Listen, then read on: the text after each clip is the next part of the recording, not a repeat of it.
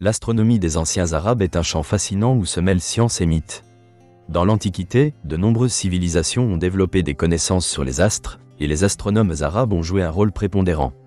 Ils ont hérité des savoirs grecs et babyloniens tout en enrichissant leurs connaissances par leurs observations. Au début du Moyen-Âge, la culture arabo-islamique affichait un profond intérêt pour les sciences.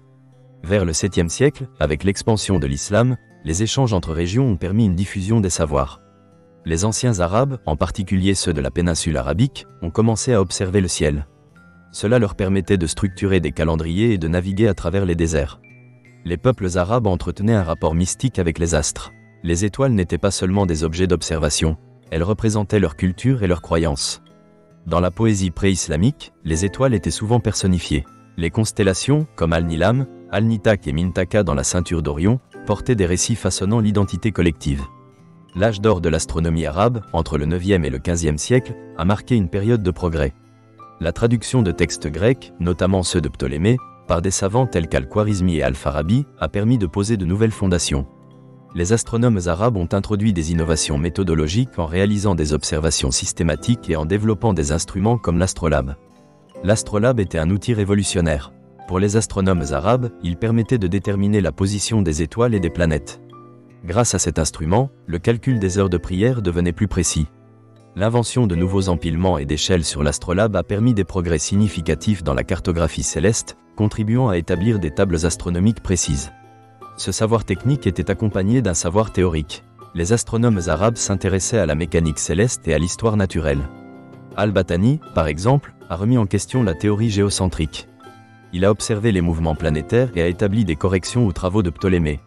Ces mesures sur l'ellipse de l'orbite de la Lune ont influencé plus tard les astronomes européens. Malgré le développement de la science, la mythologie persistait. Les anciens Arabes continuaient à raconter des récits autour des constellations.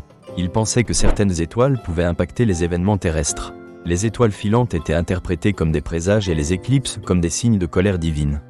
Cette combinaison de science et de croyances témoignait d'une vision du monde où rationalité et spiritualité coexistaient. Les mythes ont également engendré des systèmes de calendrier, comme le calendrier Hijri, basé sur les cycles lunaires. Leurs observations de la Lune ont permis de définir les mois et de structurer les festivités religieuses.